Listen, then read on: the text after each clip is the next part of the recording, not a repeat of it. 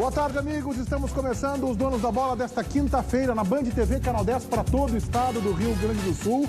Repercussão da crise colorada e, é claro, projeção de Campeonato Gaúcho e Libertadores da América para o Grêmio. É claro que você participa do nosso debate, um momento importante, emblemático para o futebol do Rio Grande do Sul. A sua opinião sempre muito bem-vinda no nosso Twitter, @DonosDaBolaRS, também na nossa fanpage no Facebook e ainda no Instagram, @DonosDaBolaRS. Vamos à Central Band do Esporte, lá está o sempre atento João Batista Filho. João Batista, boa tarde. Tudo bem? Boa tarde, Meneghetti. Boa tarde a todos que estão nos assistindo. Olha só, Meneghetti, tem algumas notícias fora dos gramados do Grêmio também. O Inter é aí o principal time da repercussão da eliminação, mas o Grêmio está se livrando de alguns jogadores. Eu falei do Fernandinho, que tem duas propostas, América Mineiro e Sport. O Erley tem proposta do Bahia, pode sair. E o Cadu, o zagueiro Cadu, que fez 4 jogos apenas, não convenceu no tricolor, está indo para Ponte Preta. O Grêmio está enxugando um pouco a sua folha salarial, Meneghetti. Vamos falar sobre o Cadu aqui, daqui a pouco a gente vai falar, é claro, da eliminação do Internacional. Vamos falar só uma questão sobre o Cadu com o Ruschel, porque o Grêmio parece que não está deixando esquentar banco. Ele chega, testa e ou já vai atrás de outro jogador para a posição, isso está acontecendo com a lateral direita, o Grêmio está atrás, ou agora o Cadu, 4 partidas, como informou o João Batista, e o Grêmio já está colocando numa barca. Ruschel, está certa a postura da direção gremista? Não acho a mais correta. Eu acho que primeiro, para tu contratares o jogador, tu tens que fazer uma análise mais profícua, onde tu não vais alterar essa convicção em 30, 60 dias. São exceções. Exceções é quando o jogador não dá uma resposta emocional, que me parece ter sido o caso do Cadu. Ele não teve uma má participação só técnica. Ele, em relação ao tamanho do clube, ao tamanho das partidas que estava jogando, ele parece que acusou isso muito. E a isso sim, isso não tem conserto. Ele sentiu jogar no Grêmio. Sentiu a envergadura da camisa. Ele sentiu a responsabilidade, ele colocou isso para a direção do Grêmio e claro que não caiu bem, né? E aí, quando pôde encaminhar um negócio... E é algo que é comum, né? Nós estamos aqui com 2 ex-dirigentes, que têm muito contato com os clubes ainda, que sabem do Luciano Davi, deve ter passado, talvez, em algum momento lá no Internacional, com um jogador que chega e sente, né, o peso da camisa do Grêmio e do Internacional, né, Luciano? Sempre, infelizmente isso acontece. Eu queria já entrar um pouquinho na questão da crise. Vamos lá, então daqui a pouco a gente... Eu gosto disso, o programa ao vivo é isso, o Davi está quebrando o protocolo, deve estar angustiado, com o momento internacional, e eu gosto disso. Daqui a pouco a gente vai, então, vamos combinar no ar aqui, Paulinho, daqui a pouco a gente já coloca aí as imagens da eliminação do Internacional da Primeira Liga. Vai, Davi, a palavra é tua. Não, é que, Meneghetti, eu quero falar um pouquinho de gestão. Me criticaram quando eu falei que o Internacional não tinha que estar na Libertadores no ano passado, porque precisava oxigenar o seu vestiário e reformular o time do Internacional. O que o Inter está fazendo esse ano? Está fazendo de uma forma acertada, mas, só um momentinho que eu vou corrigir o que eu estou falando aqui, para não parecer que eu esteja falando alguma coisa errada. O Internacional precisava ter feito essa reformulação de vestiário no ano passado, para colocar os meninos da base para jogar, que ainda estão fazendo um trabalho interessante, para se fazer uma observação aprofundada nessa gurizada da base, para depois, em agosto, setembro do ano passado, ir buscar as contratações pontuais e específicas que precisava para cada área. Goleiro, sabendo que ia vender o Alisson, Dourado, sabendo que ia vender o Dourado, um meio de articulação, sabendo que ia mandar o Dali embora, e um atacante. O Internacional deixou para fazer isso este ano, tá? Hoje está só com a gurizada da base jogando, Isso é projeto, isso é planejamento, entendeu? Isso é falta de planejamento. O Internacional hoje está com uma gurizada assumindo toda a responsabilidade, e aí a gente fala, só não sente o peso da camisa porque foi feito dentro da base do Internacional e conhece a filosofia de trabalho. Só por isso, tá? Mas precisa, desde já. Por exemplo, agora o Internacional vai contratar o quê? Nós estamos em abril para contratar jogadores para os 2 campeonatos que nos restam, né? Que é o agora Gauchão e Brasileiro e após Copa do Brasil. Será que esse jogador vai entrar para jogar? Vai se adaptar para os próximos 8, 9 meses de futebol no Internacional para tentar chegar a algum lugar? O que acontece agora? Acontece o momento pavor de quadro diretivo, que é o quê? Tem eleição no final do ano, que é uma outra crítica que eu quero fazer aqui. Já tem muita gente se avizinhando e falando em política no Internacional, isso está errado. O Internacional precisa, nesse momento, criar uma unidade política entre todos os movimentos do clube, porque estou preocupadíssimo com relação ao Campeonato Brasileiro do Internacional que se avizinha. E acho, vou me incorporar essa tua tese, eu digo desde o ano passado, eu sei que tu também diz há muito tempo, Davi, que é te preocupar mesmo. Eu acho que o Internacional tem que ficar atento aí à parte de baixo da tabela do Campeonato Brasileiro, que é onde o Internacional, com o futebol de hoje, vai andar figurando. Tem tempo para corrigir? Tem tempo para corrigir, mas algo tem que ser feito e não ficar de braços cruzados. Seguindo a linha aí de quebrar protocolo, olha só, Daniel Oliveira está aqui, né? Opa. A Lu Maria, nossa recepção, gentil, carinhosa recepção aqui do Grupo Bandeirantes, um beijo, Lu Maria, para você que está aí nos assistindo na recepção, acaba de me entregar aqui, o envelope chegou em caráter emergencial. Quero ver se tem coragem de abrir isso aí, pode ser uma carta do vice-presidente da República, que gosta de mandar carta, pode ser daqui a pouco um bilhete da presidente dizendo assim, só use em caso de necessidade, alguma coisa assim. Aí tu vê como é que tu vai... É que, na verdade, é o seguinte, me disseram que chegaria este envelope referente ao futebol que o Internacional está jogando. Mas eu não consegui entender ainda, então vou agora abrir aqui para saber, afinal de contas... É tu que tem que abrir, Daniel. Afinal de contas, qual é a bola que o Internacional está jogando. Ah, tá, agora eu entendi. O que é isso, cara? Uma bolinha de sagu. Essa é a bolinha do Internacional? É a bolinha de sagu. Sacanagem estão fazendo contigo. Essa é a bola que o Internacional está jogando. E eu acho que ontem foi, do ponto de vista de atuação... O jogo foi muito ruim, né? E pior é isso, é contra um adversário que não tá muito acima do medíocre. É verdade. Para quem não sabe, o medíocre é sinônimo de mediano. O Fluminense, para mim, é um pouco abaixo disso. A atuação do Internacional ontem foi um negócio horroroso, gente. O Internacional tem que agradecer que ainda conseguiu decidir nos pênaltis contra o Fluminense, pelo futebol. É impressionante. É que o time é ruim também, né, Daniel? E isso agrava ainda mais a situação do Inter. O que o Inter fez, principalmente no primeiro tempo, o time que não tem sequência de 3 passes, Meneghetti. É um negócio impressionante. O Inter não tem mecânica de jogo. Se fala no posicionamento do losango, agora vai, encaixa. Mas eu não quero ser muito radical com o que eu penso do Argel, mas infelizmente hoje tu não vê nada do time do Inter. Tu vê um time que regride ao invés de evoluir, e esse é o ponto preocupante. O que é o sistema de armação da vida internacional? Se não, o Internacional mandou o D'Alessandro embora por R$100 mil por mês de empréstimo, até a questão da folha. Bom, não paga o salário, não vai usar o jogador, isso é óbvio. Então, reduziu a folha, mas por R$100 mil de empréstimo por mês e a prioridade sobre o jogador do River Plate, que eu não sei quando é que o Internacional vai exercer, se é nesse milênio ou daqui a 1000 anos, vão ser a prioridade do presidente Pífero. Pois bem, o Internacional mandou um jogador que se dizia, e muitos da imprensa, o Ribeiro Neto é um deles, que é lento, que não tem mais velocidade, que trancava o time, pela ligação direta. Então ontem não tinha um Paulão, então ontem era o Muriel a dar balão para fazer ligação direta. Isso aí, não, essa é a armação do Inter. O que eu enxergo é assim, o Internacional não tem timoneiro, e que este que deveria ser o timoneiro se contradiz, porque há uns 3 ou 4 jogos atrás ele falou o seguinte: Anderson e Alex não podem jogar junto. Ele disse isso. O problema é que ele escala o Alex e a direção escala o Anderson. Tá tudo errado. Posso fazer uma contribuição contra o Internacional? Eu quero te ouvir, Cadu, também. Preferência eu ouço. Existem 2 momentos. Primeiro, para tu fazer uma equipe, uma reformulação de equipe, tem que entender de futebol. E entender de futebol parece uma coisa simples, mas é difícil. Sim. É difícil. E isso se faz em início de gestão. Segundo, ao contrário do que acontecia em décadas passadas, que tu dizia assim, eu preciso arrumar o time, eu vou me endividar, eu vou procurar um meia esquerda. Tu tinha 10 só no Brasil para contratar. Hoje pior, hoje não há mais um jogador, então tu não faz. Se já é difícil fazer time, hoje está muito mais difícil, porque as peças de reposição são difíceis de encontrar. Então eu acho que o Inter está cometendo uma temeridade, às vésperas de um campeonato brasileiro, ainda estar com a sua equipe tão incipiente. Acho que esse é o risco do Colorado. Ontem foi pior, acho talvez uma das piores atuações dos últimos tempos do Inter, assim, das atuações recentes. Mas não, ao mesmo tempo a gente não pode se surpreender, visto que que foi o tipo de atuação que a gente já vem vendo desde o ano passado. Os resultados desse ano podem não estar aparecendo como no Campeonato Brasileiro do ano passado com o Argel, mas a atuação, ela é a mesma. Eu acho até que é pior. A atuação, não, estou dizendo, está no mesmo nível de atuação que é ruim, que é abaixo. Apesar dos resultados do ano passado do Argel, que foram bons resultados, o desempenho nunca foi bom.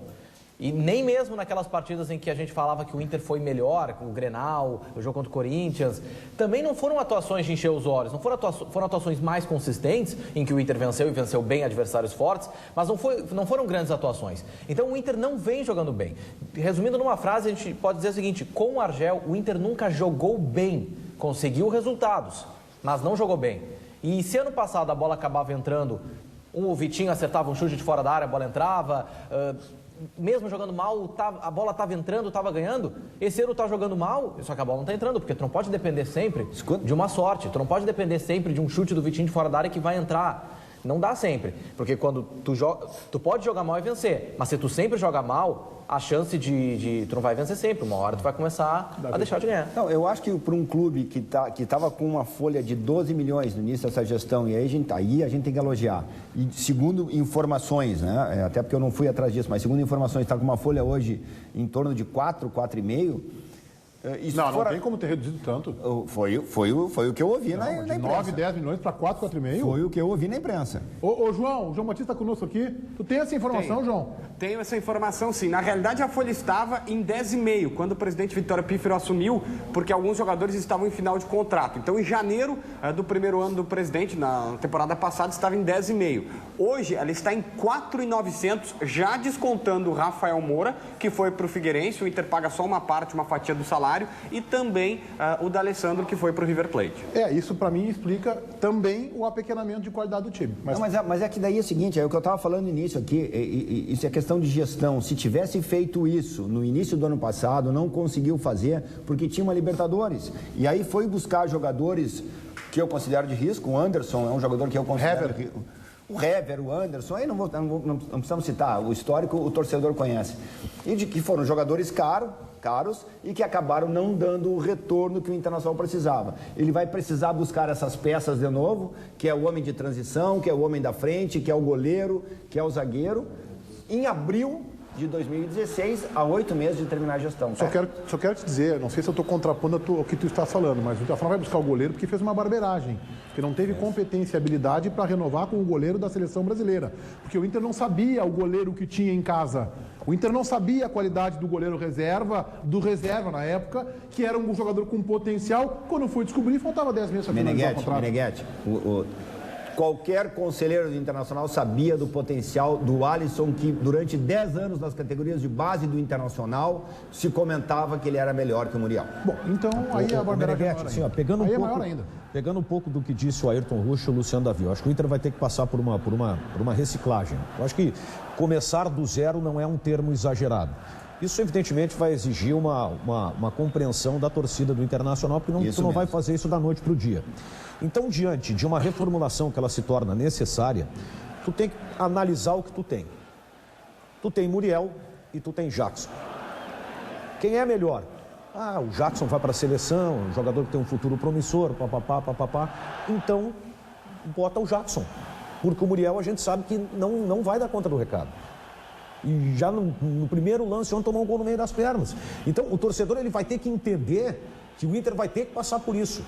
E não torrar justamente os jovens. Claro que vai ter que contratar, mas faço contratações pontuais, mas tenta pelo menos avaliar o que tem para ter uma noção do que o Internacional vai precisar. Porque hoje, como está o grupo do Inter, e eu sempre digo, e citei isso durante a semana, o Rodrigo joga uma partida bem, na outra já não consegue jogar. Volta a jogar bem, na outra sequência já não joga. Mas por que, Daniel? Tem dois caras que eu vou discordar de ti que tem uma regularidade. O Hever joga sempre mal e o Anderson também. Então, esses dois, aí tu tá errado, aí tu tá faltando com a verdade. Os dois são regulares. Aí entra o Alisson Farias, acontece a mesma coisa. Primeiro, o time não está organizado. Não há um esquema que sustente uma boa sequência desses jogadores. Então tem que começar a mudar tudo. Tem que partir do zero. Essa palavra que tu usaste agora, Daniel, organizado. A gente não vê o time fazendo uma organização, um padrão tático. Não tem. É um vamos que vamos. Essa irregularidade do Andrigo, que é um jogador que há muito tempo se fala que tem potencial e que vai dar certo, vai ser um grande jogador. Isso, o Andrigo está sendo vítima do fato dele ser a alternativa principal. Bota num time acertado o Andrigo. Saiu o D'Alessandro, ficou quem? O Andrigo. O Cadu sinalizou exatamente que eu ia entrar. Eu digo assim, o D'Alessandro era uma esponja. O que é? Ele atraía todas as agruras de um vestiário, discussões, debates. Todas as crises. Isso oportunizava que os jovens pudessem fazer essa transição sem estar tão nos holofotes. Por que nós controlamos tanto o Endrigo, o Alisson Farias? Porque eles estão na vitrine agora, se espera deles a solução. Se estivesse o D'Alessandro ou um jogador desse tamanho, nós estaríamos dizendo aqui, o D'Alessandro é lento, o D'Alessandro já terminou, né? E os meninos estariam sendo poupados. Então, essa mescla, ela não é só uma mescla metódica para que o time ganhe padrão de jogo, também para aliviar os guris. Quando tu bota neles a solução, estoura. Mas esse é um processo que todo clube passa, né? Esse é um processo que mais cedo ou mais tarde vai acontecer com todo mundo. Então tu tem que te preparar, por isso que eu digo. Mas daí pode planejar. Esse processo, o D'Alessandro há quanto tempo o Internacional sabia que estava na iminência de sair, com negociações? Não, claro. Nós ouvimos em janeiro que o Internacional tinha 3 jogadores já engatilhados e não tem, na verdade, não tem ninguém. Na primeira saída... O Inter vai ter que passar por isso, ele vai ter que partir do zero e tentar começar de novo. Não tem problema nenhum. Na primeira saída do D'Alessandro já veio o Dato em função de que tinha aquela proposta. Exato. Ô João, você que antes da interatividade, você convive muito com o ambiente internacional, com os dirigentes, com a comissão técnica, a tua percepção com relação à permanência do Argel, você acha que ele realmente está prestigiado e vai ficar, ou é um discurso da boca para fora dos dirigentes? Não, a percepção é que o Argel ele vai ficar, ele é uma aposta pessoal do vice-presidente Carlos Pellegrini, ele tem a total confiança desse dirigente e a menos que venha uma ordem de cima para baixo do presidente Vitor Piffer dizendo que Argel não deve ficar, é que a mudança pode acontecer. O que todos os dirigentes, eu até falava hoje mais cedo para o Daniel Oliveira na Rádio Bandeirantes, acontece o seguinte, quando nós falávamos que o Aguirre estava a perigo, mesmo com os bons resultados, as pessoas não entendiam, diziam, poxa, vocês querem fazer crise. É porque nos bastidores existiam muitas críticas ao trabalho do Aguirre. E hoje, nos bastidores, existem muitos elogios ao técnico Argel. Eu não ouço crítica dos principais dirigentes. Então é sinal que eles estão fechados com o Argel. Então, o que se fala? O Inter tem um grupo que precisa de reforços. Os garotos não estão dando conta do recado e por isso o Argel não tem culpa, então ele será mantido. E o Pellegrini também será mantido como vice de futebol? Sim, não, essa é uma situação concreta, pelo menos até o final do mandato do presidente Vitor Piffer. Porque os resultados não são bons, né? A gente tem que questionar se o vice de futebol fica ou não, né? E outra coisa, quando estava o Diego Aguirre, o vice de futebol do Diego Aguirre, que indicou o Diego Aguirre, foi o falecido Luiz Fernando Costa. Né? Quando o Pellegrini entrou, ele não conseguiu se adaptar ao trabalho do Aguirre e foi buscar um treinador que para ele pudesse passar essa segurança e foi buscar o Argel. Essa é a proposição. Deixa eu só... O Argel foi emergencial. Só em nível de informação, João, não sei se tu sabe, como é que está o Celso Chamum, diretor de futebol, em termos de saúde? Parece que ele teve um probleminha.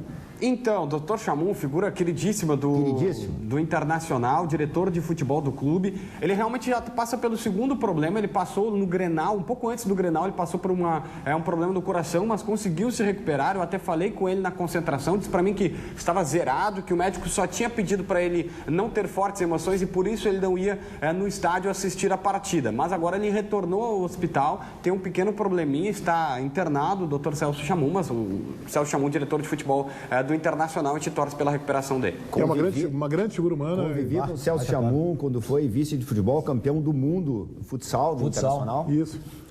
Grandes serviços prestados ao clube, né? Grandes serviços. E aprendi demais com ele naquela época, quando eu assumi a vice-presidente do futsal em 2004. Pedia muita orientação para ele. Desejo toda a sorte do mundo ao Chamum e que ele volte muito rápido para o Internacional, porque o Internacional precisa dele. Ô, João, vamos com interatividade aí, por favor.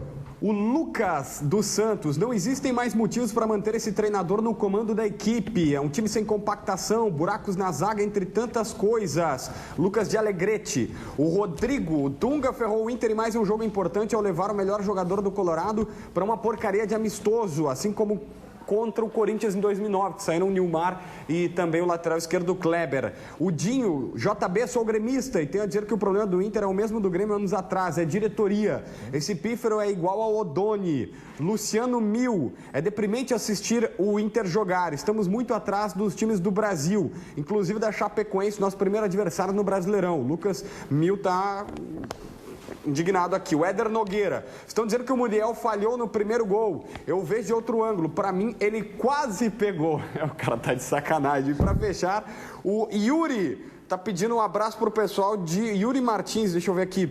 João, o que falta pro Argel sair? Time cada vez mais perdido. Manda um abraço pro pessoal de Osório. Um abraço pro pessoal de Osório. Muito bem, Osório, temos uma grande audiência. Eu acho que falta também personalidade. Pensando que eu tenho que o Inter é um time sem personalidade, que ou é uma gurizada, ou os veteranos que entram completamente fora do prumo, completamente fora. O Alex é outro jogador em relação ao Alex do primeiro... Não é nem tão distante, hein? É o Alex do primeiro semestre do ano passado. Falta a geração intermediária, que não é nem tão jovem nem velho. Muito bem. Tipo escrevi sobre isso no Metro no final do ano passado. O Inter tinha um time de jovens e veteranos. E jogador com 26, 27, 28 anos... Que está no auge, não todos tem. Eram os limitados. Jogadores assim como o Paulão, esforçados. Mas os grandes talentos do Inter ou estavam encerrando ou estavam começando. Exatamente. Valdívia, Vitinho, Sacha, Alisson, né? E o Internacional não conseguiu ter um time com essa capacidade aí de maturidade e boa capacidade física com 27, 28 anos. Carlos Pellegrini, o vice de futebol do Internacional, respondendo ontem em Brasília uma pergunta que lhe foi feita sobre o que falar para o torcedor no momento como este de eliminação. Vamos acompanhar. Nós temos que falar para o torcedor que eu sei que o nosso torcedor é muito exigente, tá? Mas nós tínhamos que fazer essa reformulação, fizemos essa reformulação para poder, na sequência desse trabalho, saber o que a gente precisa, né, para enfrentar esse ano, né, de Copa do Brasil, de Campeonato Brasileiro. Nós temos um Campeonato Gaúcho, nós vamos disputar, com certeza nós vamos chegar à final e vamos disputar essa final, tá? Mas nós também vamos qualificar o time. Sabemos as posições, aonde nós precisamos buscar esses reforços. Estamos ultimando negociações, estamos próximos de ultimar negociações para que a gente possa qualificar o nosso plantel, vamos fazê-lo, né, o mais breve possível, mas também nós temos que ter a calma e a tranquilidade de fazer isso. Nós, desde o princípio, vínhamos falando de que esse início de ano seria assim, nós iríamos ver os nossos atletas, a categoria de base, aquilo que poderia nos dar de respaldo, e nós vimos coisas muito boas, tá? Temos certeza que estamos no caminho certo. Agora nós temos que incorporar o time, qualificar o time exatamente aquilo que a gente entende que tem que ser qualificado. E estamos próximos de concluir esse processo, né, com jogadores que nós vamos trazer. Nós nunca falamos em nomes, né? O Internacional nunca fala em nomes, a não ser no momento em que assina o contrato e apresenta, né, para a sua torcida. Nós vamos continuar usando essa mesma postura, né? É a postura do Internacional. Agora, pode ter certeza que são nomes qualificados e os nomes que estão sendo ventilados são excelentes nomes, né? Mas nós nos reservamos o direito de apresentá-los no momento certo. Mas pode ter certeza, a torcida do Inter, que estamos ultimando as negociações e vamos trazer o mais rápido possível jogadores extremamente qualificados. Não te esqueça que entre os nomes ventilados, Pellegrini, está o Renato Cajá, e esse não é excelente não, seria uma aposta. Mas olha só, a entrevista do Pellegrini para mim foi ruim, mas ela ficou no padrão do time, pior que o Pellegrini que tentou e que se expôs para falar, e nós temos como imprensa que entendeu um momento difícil para o dirigente, que também é torcedor, que está ali, vê um batalhão de repórteres, todos pressionando, um momento difícil, então a gente entende que é uma dificuldade para se expressar nesse momento. É o presidente Vitório Pífero. Esse é pior para mim, porque esse se omitiu, esse se escondeu. E eu acho que no momento difícil é que o presidente tem que aparecer. E o presidente Pífero não é de seu hábito, da sua rotina, não aparecer em momentos difíceis. Quando ele demitiu o Aguinho, por exemplo, ele foi para a janela, foi para a luta. Foi lá e assumiu, ao lado do Pellegrini, a demissão do Uruguai 3 dias antes do Grenal. Depois se viu a hecatombe que foi. Mas ele não é de fugir, mas ontem fugiu, Davi. Eu fiquei surpreso até, Davi, pelo seguinte, eu acho que o primeiro a falar deveria ser o presidente. Claro. Já na largada do pós-jogo. Ela se manifesta... O discurso do Pellegrini é aquele de reformulação que eu coloquei aqui na introdução, no início do programa, só que essa reformulação tinha que ter sido feita no ano passado. Esse é o problema, o Internacional está há 8 meses de terminar uma gestão e está reformulando o seu vestiário agora. Essa leitura dos meninos da base, da qual eu dou o maior valor para esse trabalho, todo mundo sabe disso, de meninos que estão ascendendo no Internacional profissionalmente, ela deveria ter sido feita o ano passado e ver quais são as carências de posição que nós temos para agora. Precisamos contratar no final do ano passado, agosto, setembro, para ter um 2016 um tanto quanto melhor em termos de qualidade de futebol. É isso que faltou para o Internacional. Comparando um pouco essa situação do Inter, assim, dadas as devidas proporções ao Grêmio do ano passado, que também estava apostando muito nos jovens, perdeu não. Teve que negociar os grandes jogadores por causa da questão financeira, apostou muito em jovens, viu que no começo deu certo, e daí começou a contratar, deu a cartada do Roger, que mudou da água para o vinho, o time do Grêmio. Comparando um pouco essa situação do Grêmio no ano passado com a do Inter esse ano, eu vejo algumas semelhanças do Inter, que está apostando muito nos jovens, por circunstâncias diferentes em relação ao Grêmio ano passado, sempre frisando isso, mas que agora precisa... contratar jogadores, assim como o Grêmio fez ano passado, e que daí foi reforçando, foi dando uma melhorada no time, foi deixando um time mais cascudo. E daí, quem sabe, o Grêmio, quando viu que com o Filipão não dava mais, e trouxe o Roger certamente teve um desempenho muito melhor do que aquilo que se esperava, é a cartada que talvez o Inter vai ter que dar, ou vai ter que dar a sorte de conseguir. Se daqui a pouco entender que o Argel não vai mais dar resultado, demite o Argel e contrata um treinador torcendo para que esse treinador vá ser assim como o Roger fez ano passado no Grêmio, que mudou completamente. Tu sabe qual é o problema de construir um time agora, há 8 meses do final de uma gestão, é saber a duração do contrato desse jogador, se é de 1, de 2, de 4 anos, de 3 anos, né? E do próprio treinador, se porventura o Internacional for mudar de treinador. Que eu até achei que fosse ter um fato novo ontem, porque o que tinha de diretor do Internacional no Rio de Janeiro ontem foi uma coisa impressionante. Brasília. Em Brasília, é isso. Me dá o João aí, Paulinho. Queria perguntar para o João com relação a reforços. O Pellegrini disse ontem, o presidente Pífero disse anteontem que o Inter tem mapeado os jogadores que vai contratar. Cuidar para esse GPS, às vezes pode trancar e te mandar para o endereço errado. Tem acontecido assim com essa gestão. O Inter tem cometido algumas barbeiradas de GPS. O cara quer ir lá para Vila Nova e manda lá para Alvorada. Não são nem perto. Bom, então tem que cuidar com esse mapeamento aí que o presidente está fazendo. Mas o Pellegrini reiterou ontem que o Inter tem aí 3 jogadores, tal, muito bem encaminhados. Quem seriam eles, João? Eu vou te dar um nome, tá? Nós temos um concreto, que se chama Seijas, jogador de 29 anos, é venezuelano, joga no Independiente Santa Fé, da Colômbia. Ontem, inclusive, na vitória de 3-2 do Independiente contra o Júnior Barranquilla, ele marcou 2 gols. Mas eu conversei com um colega, o Julian Céspedes, que é setorista colombiano, e ele disse o seguinte, olha, ele não é um fazedor de gols, ele é um meia que joga aberto pela ponta esquerda, ótimo jogador, ídolo da torcida, foi campeão ano passado da Sul-Americana jogando muito, ele acredita que seria um ótimo reforço para o Internacional, mas não é necessariamente um goleador. A gente está vendo algumas imagens dele aí. Tem 29 anos, 1,74 m, canhoto. Começou no Caracas, já passou pela Bélgica, pelo Standard Liège da Bélgica, jogou também no Banfield e agora é ídolo por lá. A proposta existiu, a tentativa também, mas por enquanto nada certo com esse jogador, Meneghel. Eu queria só corrigir numa informação que eu conheço esse jogador, não vou dizer que eu conheço profundamente, que eu estaria fazendo uma bravata aqui. Ele é ambidestro, viu? Ele tem uma facilidade para concluir. Ele é canhoto, é verdade que ele é canhoto, mas ele chuta muito bem com a perna direita, ele tem uma facilidade para concluir e quando faz gols com a perna direita é que me chamou a atenção. Agora, esse jogador jogou contra o Internacional no Beira-Rio, eu lembro dele no segundo jogo, embora para mim o craque do time fosse o carequinho Omar Pérez.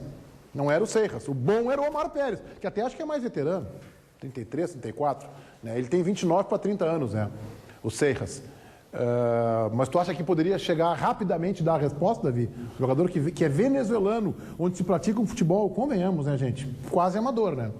Mas eu não sei se tem que fazer essa comparação geográfica, Meneghetti. Eu acho que tu tem que buscar dados do jogador.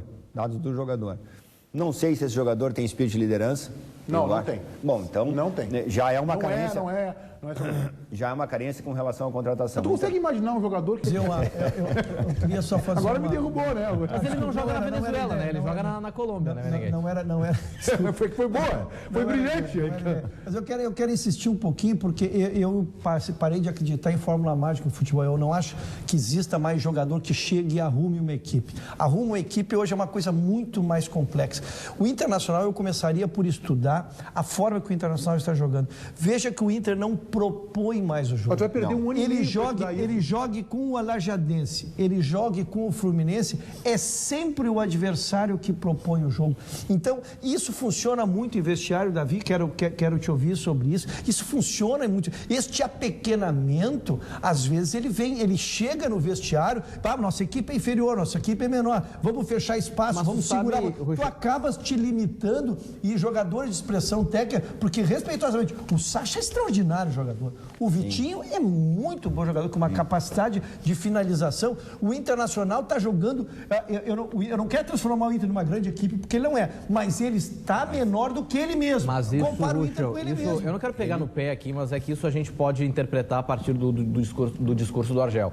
O Argel, mesmo no Campeonato Gaúcho, ele valoriza muito assim, a questão vencemos o Juventude fora de casa, que é um grande adversário. Aí vai ter o jogo contra o São Paulo de Rio Grande, é um grande adversário. Né, Cadu? Tudo bem que faz parte também valorizar o adversário, né? Faz parte isso aí, vai jogar contra o adversário, que a gente sabe que é pior, mas vai valorizar, não vai menosprezar o mesmo sendo o time do interior. Mas fica esse discurso de não, adversário muito qualificado, adversário muito bom, transforma jogos que teriam que ser simples em grandes epopeias, é um grande adversário que nós superamos, que temos que valorizar, que superamos esse adversário. Se no Gauchão acontece isso, esse pensamento de que é um pensamento, não sei se por costume do Argel de treinar clubes pequenos, clubes menores, por mais que ele tenha tido sucesso no Figueirense, é um clube menor. Mais que tá jogando o Inter. É um hoje. clube menor do que o Inter. Essa responsabilidade de valorizar demais os adversários do interior, acima do que eles têm que ser valorizados. Davi quer falar sobre isso também? Não. O João, tu tem uma informação complementar aí sobre o Seijas? Tem. Aliás, ele faz 30 anos, dia 23 de junho, agora na metade do ano, e o Omar Pérez tem 34. Mas nós acabamos de receber um e-mail do presidente, na realidade, os colegas da Colômbia nos repassaram, Meneghetti, porque o presidente do Santa Fé, ele publicou esse e-mail para todos os jornalistas de lá, dizendo, entre outras coisas, o seguinte: Luiz Manuel Seijas não está, é um jogador no momento intransferível, com contrato vigente por 2 anos com nossa instituição.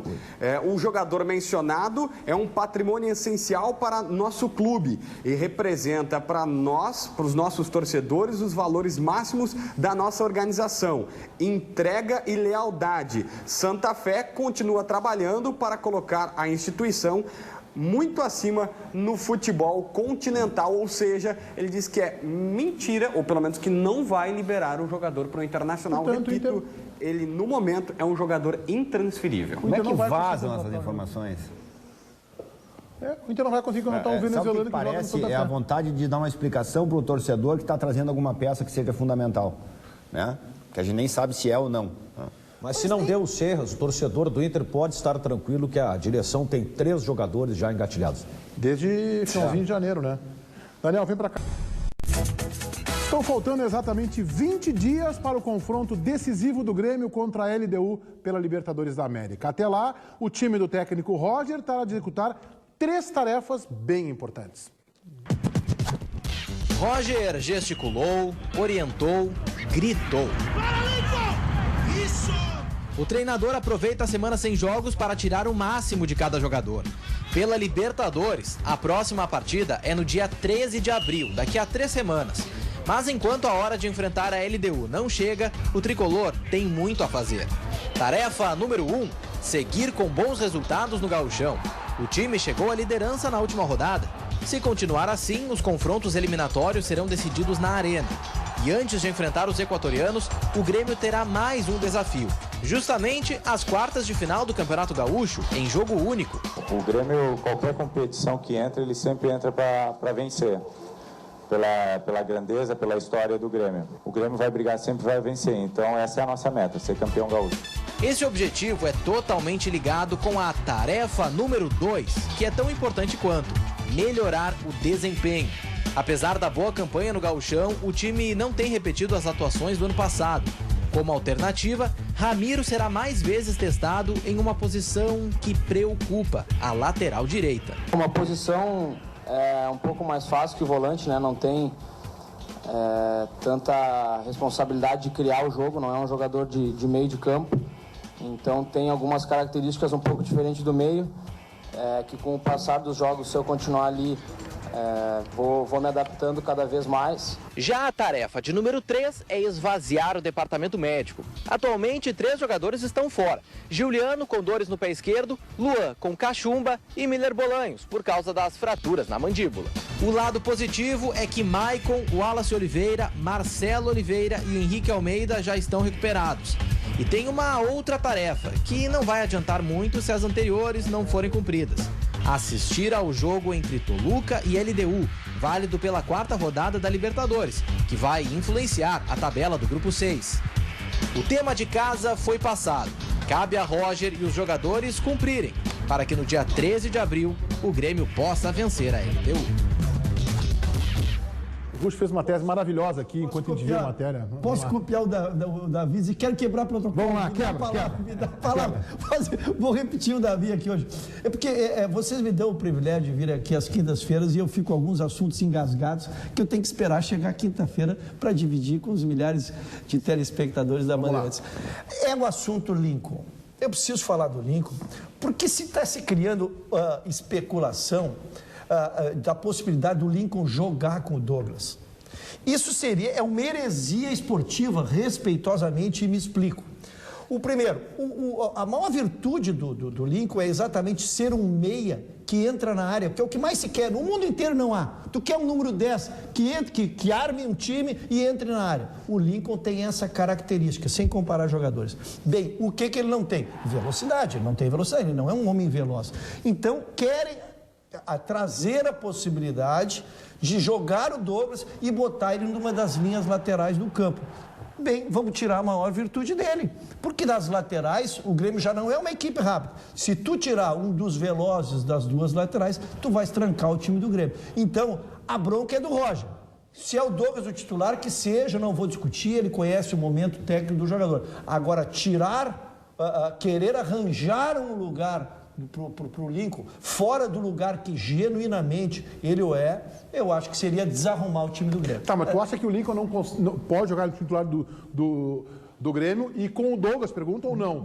Não há condições de jogar com o Douglas. Ele é da nem função que se mudasse do Douglas. O posicionamento, até a retirada do Juliano do time, por exemplo. Aí tu tens que mudar toda forma de jogar, que foi a maior virtude do Roger, que completa um ano e meio de Grêmio. Aí tu mexe em 2 para 1. Tu desarrumas, que o Grêmio joga 2-3-1, o time está pronto. Por que ficou fácil entre o Pedro Rocha, entre o Everton? Por que ficou fácil os meninos entrarem? Porque o esquema é sempre o mesmo. O time não...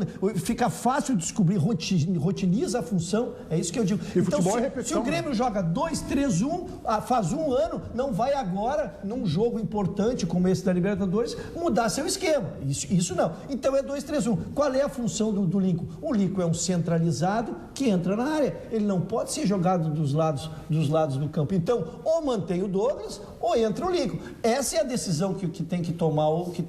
E não tu mudar todo o esquema e desarrumar todo o time. Tá, mas eu te pergunto o seguinte, queria botar os companheiros no debate aí sobre a questão do Juliano, porque eu estou questionando, não estou dizendo que tem que ser isso, e eu sou fã do Juliano. Se o Lincoln poderia jogar com o Douglas, o Lincoln fazendo o outro lado, o lado do Juliano. Que o Juliano a gente sabe... Antes de passar para os teus colegas, posso falar? Se tu olhares dentro do ponto de vista ofensivo, é lógico que o Lincoln acrescentará em relação ao Juliano. Mas só quem vê o jogo só da televisão, quem só vê a bola. Quem assiste o Grêmio taticamente e vê o que faz o Juliano, o que faz o Juliano, esperar que o Lincoln, que não é vocacionado para isso, vá fazer isso do lado direito, é por isso que eu digo que desarruma um time hoje em dia. Mas se o Ramiro entrar como lateral, o Ramiro é um bom marcador. Não vai à linha de fundo para cruzar, é um bom marcador. Ele não pode preencher essa função tática defensiva que o Juliano faz. Bem, eu não vejo... Não numericamente, tudo é treinamento. Mas de qualidade. Tudo é treinamento, mas pelo que se vê da articulação que faz o Juliano com a dupla função defensiva e a ofensiva, eu não veria hoje nem na característica do próprio Lincoln em fazê-lo. Tu tem gostado do Juliano nessa temporada, Ayrton? Não. Individualmente ele não está bem. Tecnicamente ele não está bem, embora eu falo muito o jogo da televisão e o jogo do campo, né? No jogo do campo ele não perdeu a sua aplicação, ele não perdeu toda a ajuda, especialmente que o Grêmio tem empilhado laterais que não tem dado uma boa resposta desde a saída do Galhardo. Então ele tem conseguido diminuir para que a crise não seja maior ainda. O Juliano é um jogador que está se recuperando de uma... O João está aqui conosco, João. Como é que está essa questão aí? É uma fascite plantar, né? Isso, o Juliano tem. Eu até, esses dias, eu meio que fiz uma comparação. É no calcanhar aqui, assim. A sola do pé. Na junção do pé dele. E aí ele sente muita dor, existe uma inflamação ali e o Juliano acaba não conseguindo jogar. É aquele famoso assim, sabe quando o cara tem problema nas costelas, só dói quando respira? Só dói quando ele pisa no chão. Só aí que dói. Então, dói sempre, né? E deve ter uma dor, porque ali bota o pé no chão. Quem já teve isso, eu tive uma vez, não sou atleta profissional, mas é uma dor chata, porque só dói quando pisa, né? Ainda mais jogador que está correndo, né? E isso é um prejuízo. Eu acho que essa é a avaliação que o Roger vai ter que fazer para o jogo contra a LDU, na altitude. Deixa eu te dar fatos para robustecer a tese, tá?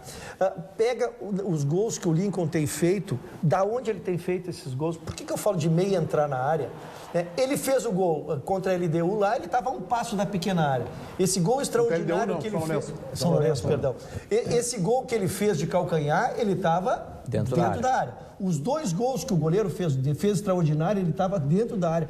Qual é o 10 que tu viu? Pega o futebol brasileiro agora, pega todos os jogos. Nós estamos vendo Liga Sul-Minas, estamos vendo Campeonato Paulista. Qual é o 10 que tu vê estar arremessando tanto a gol de dentro da área como o Lincoln? Então, isso é característica. Isso não existe no futebol mundial. Eu tenho tratado ele como uma peça rara, não por ele ser a maior expressão técnica, mas por ele ter essa vocação ofensiva que eu cobro tanto dos números. As pessoas confundem muito, alguns acham que há um exagero em relação a esse jogador. É que esse jogador ele traz ao time algo diferente, que até então tu não via no time do Grêmio.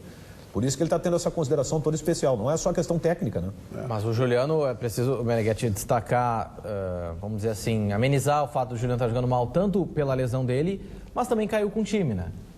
Não foi só o Juliano que está jogando menos do que o ano passado, e ainda, a favor do Juliano, dá para dizer assim, ele ainda está lesionado. Ou seja, são dois fatores que estão prejudicando bastante ele. Eu já quero do João, o time do Grêmio que treinou hoje. Antes eu quero só fazer um lamento aqui, daqui a pouco passa o programa, a gente não faz, porque o futebol mundial perdeu hoje um dos seus grandes personagens, talvez um dos mais astutos, inteligentes, que expressava bem, que agia bem dentro e fora de campo. E eu estou falando do holandês Johan Cruyff, 68 anos, vítima de câncer, partiu hoje, faleceu hoje, e que foi um dos personagens de dois momentos históricos de mudanças, de revoluções táticas do futebol. Primeiro como jogador na laranja mecânica da Holanda, especialmente na Copa de 74, que se reproduziu depois na Copa de 78. A Holanda conseguiu consecutivamente ser 2 vezes vice-campeã do mundo, 74 perdendo para a Alemanha, 78 perdendo para a Argentina no Monumental de Nunes, um jogo inclusive que a Holanda teve a partida nas mãos, com bola na trave, podia ter definido uma vitória.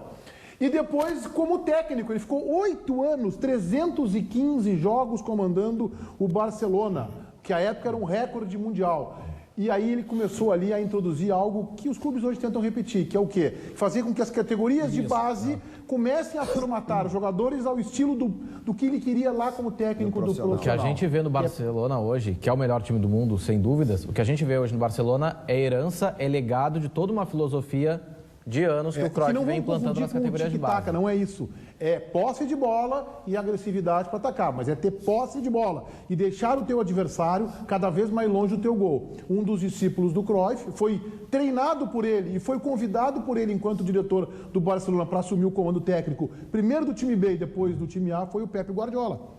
Que eu estou até lendo o livro, que para quem gosta de futebol, tem que ler o livro do Guardiola, porque eu acho que é uma bíblia do futebol, os ensinamentos que ele passa ali, e ele fala muito essa referência de como o Cruyff o inspirou, como jogador que ele foi do Cruyff, e depois como treinador, o Cruyff como dirigente do Barcelona. Aliás, eu indico aquele jogo Holanda e Uruguai, em 74. Hoje, inclusive, tem a possibilidade de ver, quem não viu, quem viu, reveu o jogo, enfim. Foi um dos maiores massacres que eu vi em relação ao time de futebol, né? E olha que o Uruguai tinha o Anchieta, né, na zaga, e o Uruguai não via a cor da bola. Um negócio impressionante. Era muito bom, né? Tu sabes que eu quero dar um depoimento da história ao vivo, né? Porque ali nós vimos da Copa de 70, mas foi a primeira Copa transmitida ao vivo, todos os jogos mesmo. E ele, para mim, mudou em 1974 o conceito de craque. Porque até então, craque era aquele... Eu não corro, dá a bola para mim, que eu resolvo, eu driblo, se eu perdi, vocês vão correr atrás da bola. E ele lançou exatamente essa dupla função do craque, que ele fazia jogada e recompunha e fazia uma movimentação no campo, que depois virou a laranja mecânica, que impressionava, ele estava em todos os lados do campo e desarmava. Ele desarmava. Então ali, para mim, ele começou a mudar conceitualmente a ideia da palavra craque. Eu acho que é um personagem do futebol que a gente perde, muito inteligente. É um visionário como jogador, pelo que ele representava, como técnico, como dirigente esportivo. Eu acho que é uma grande perda. Uma figura, um personagem inteligente que nos deixa hoje. O futebol fica mais triste com a partida do holandês Johan Cruyff. Celebrou a camisa 14, né? Celebrou a camisa 14, que era a camisa da também não era um número de craque. Ele também mudou o número de craque. E o filho não saiu nem parecido com o pai, né? Não conseguiu repetir. Muito bem, João, o time do Grêmio treinou hoje. Que treinou com Lincoln e Douglas. A escalação era um treinamento setorizado, como o Roger sempre faz. A gente sabe que o goleiro vai ser o Bruno Graça, então eu estou colocando ele no time titular. Ramiro novamente na direita, mesmo com Wallace Oliveira à disposição. Jeromel e Fred, os dois zagueiros. Na esquerda, Marcelo Oliveira. Aí o Wallace e Maicon, a dupla de volantes titular, novamente jogando. Mais à frente, o Lincoln pela direita, o Douglas centralizado e o Everton pela esquerda. No ataque, o Bobô. O detalhe é que tanto o Lincoln quanto o Everton, por vezes, vezes eles mudavam de posição para enganar a defesa adversária. Era um pedido do técnico Roger. Bom, o Michael e o Wallace na primeira linha do meio campo é uma tranquilidade, né, Ruxo? Embora o Michael esteja para a Libertadores, esteja suspenso, né? Me corrijam. Sim, não joga lá. Não joga lá. É uma perda extraordinária, porque o equilíbrio que eles dão à equipe, né? Exatamente. Primeiro que eles se completam, né? Tem jogadores que... Eu sou do tempo do Cléo e Sérgio Lopes, metade dos meus telespectadores não vão entender. Mas é exatamente jogadores que se complementam. E o Wallace, eles completam-se nas suas virtudes. Se o Maicon é um virtuoso e tem quase característica de meia, faz a bola chegar muito redonda na frente, o Wallace também desarma sem fazer falta e faz essa bola chegar nos meios. Então, acho que ele se completa, é uma perda para a Libertadores. E para esse jogo que é importante, o Grêmio quer chegar em primeiro no Campeonato Gaúcho, é bom que estejam o meio de campo completo. Eu acho que com esse momento de crise, um momento conturbado internacional, o Grêmio se credencia hoje como favorito ao título regional, né? Pela campanha que faz, ainda que esteja na Libertadores correndo o risco, eu acho que classifica, mas corre risco, a gente tem que dizer a verdade. A matemática é essa, o Grêmio corre risco de classificação. O Grêmio faz o Campeonato Gaúcho com razoável dose de tranquilidade. Né? E normalmente o gauchão, quem é melhor na fase classificatória, acaba vencendo. Há exceções? Claro que há exceções. Qual é a posição do Grêmio? O Grêmio é líder. Líder. Tem Grenal na próxima fase, então? Não na próxima fase, mas a possibilidade de quarto contra quinto, né? É quarto contra quinto. Né? Primeiro contra oitavo, aquele segundo contra sétimo, tá quarto contra quinto. O Grêmio não pegaria, mas há a possibilidade, que o Cadu está fazendo referência a isso, de um cruzamento na semifinal. Pela bola que o Internacional está jogando, eu acho pouco provável o Grenal no Campeonato Gaúcho. Na semifinal? Tu acha que o Inter morre antes, nas quartas? Eu acho que o Inter morre nas quartas. Eu acho que o Internacional com o futebol de hoje não chega na final do Gauchão. Ele tá jogando fora do Beira-Rio. Eu acho que o São Paulo perdeu a chance, São Paulo que disputa esse quarto lugar com o Internacional. O São Paulo ganhava de 2-0 do Passo Fundo em casa, num jogo em condições difíceis, que lhe dariam 2 pontos de vantagem em relação ao Internacional. Ao empatar, o Inter está atrás por critérios, mas está com a mesma pontuação, faltando 2 jogos. Eu acho difícil que o Inter... Faltam 3 jogos. 3 jogos. Eu acho muito difícil que o Inter não consiga se desprender do São Paulo. Eu não vejo o Inter com perspectiva de chegar à final do campeonato. Por isso eu acho que o Grêmio hoje, embora o Grenal tenha sido 0-0, o Grêmio hoje não tem adversário no Gauchão. Hoje é o prazo final para inscrição para as fases decisivas do Campeonato Gaúcho, né? Então, mesmo os reforços que estão mapeados pela direção do Inter, eles não chegariam a tempo das fases. Não, os 3 que estão engatilhados ainda não chegaram. Não, mas é o que eu estou falando, o Internacional está trazendo o jogador para o Campeonato Brasileiro, que eu acho que é tarde. É tarde? Se vai trazer um estrangeiro ainda, o jogador até se adaptar, né? Ô, João, interatividade, por favor. Olha só, Meneghetti, interatividade aqui, a gente está checando, o Inter está tentando um jogador aí, a gente já tem uma informação, os dirigentes eles estão negociando com um atleta de fora do país, um estrangeiro que joga fora do país. Em breve, até o final do programa, a gente acha que dá para tentar alguma informação mais concreta, tá, Meneghetti? Vamos ver. Olha aqui, ó, Daniel... E o Swansea, o Killer pode estar realmente de saída? Daniel Alarcon, ele diz que a situação é a seguinte, o Swansea realmente quer o jogador Miller Bolanhos, mas o presidente Romildo Bolzão ontem fez assim a questão de negar com veemência para a reportagem qualquer chance do Miller Bolanhos sair do Grêmio. Isso não deve acontecer. O Peter está falando que a característica de 2016, o Inter entra em campo e não é respeitado. O Tauro... Não vai falir ou já faliram o Inter? Fala aí, Davi, está falando o Tauro Colorado. Ele deve estar se referindo, imagino, ao presidente Vitório Pífero. Augusto da Silveira, mas o Inter só emprestou o D'Alessandro até o final do ano, não é? Então, ano que vem o time se reencontra, só que na segundona. Tá brincando o Augusto da Silveira aqui. O Paulo Ricardo, mas a entrevista dessa atual diretoria se salva? É um barco à deriva, está dizendo o Paulo Ricardo, dizendo que a entrevista dos dirigentes do futebol do Internacional não está nada boa. E o Paulo Correia está dizendo que o possível reforço do Inter não é um camisa 10, segundo ele, o Serras não seria um camisa 10 pro time colorado. Eu só quero lembrar que o Internacional perdeu, por exemplo, o Inter não consegue repor, perdeu o seu executivo de futebol, Jorge Macedo, para o Fluminense e não conseguiu, faz um mês, 20 dias que ele saiu, não conseguiu achar outro ainda. Então o Inter não consegue repor um cargo executivo da pasta mais importante do clube, ou não é? Mas essa questão de cargos executivos nessa gestão do Internacional é o que menos se valoriza. Na realidade, desde que falando no Yarley, né? Desde que se assumiu a direção do Internacional com a presidência do Vitório Pífero, que é esse sistema obsoleto, ultrapassado, antiquado, do sistema presidencialista, Nenhum diretor executivo ficou em nenhuma área, seja financeira, administrativa, de marketing, de TI e agora de futebol. Que é a pasta mais importante do clube. Já voltamos com os donos.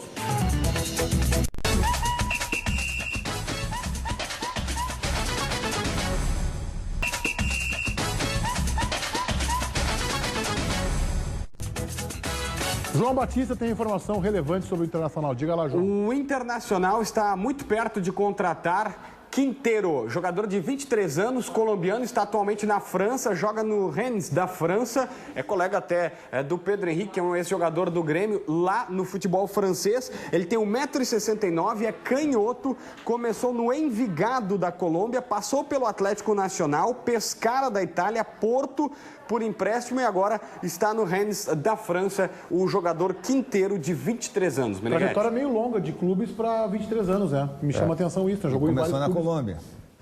Tem só 23 anos. Não me lembro desse jogador, teria que ver, eu não me lembro dele. Jogou no Nacional de Medellín, alguém lembra aí dele? Não me lembro. O Inter deve estar pesquisando sobre o jogador há bastante tempo, né? Porque o futebol francês, que não é um futebol dos mais competitivos, ele está no clube pequeno da França, né? É alternativa para o Seiras, né? Como o Independiente cravou que o jogador não sai. Agora, o que me preocupa é o seguinte, ó, se nesse monitoramento há uma convicção de buscar um jogador que seja parecido com o que ele perdeu no caso, né? Ou deixou de contratar, porque se forem jogadores diferentes, aí como é que fica... Mas é no mínimo uma alternativa criativa. Esse jogador segue a biografia que faz, em Portugal se faz muito isso, o Porto e o Benfica pegam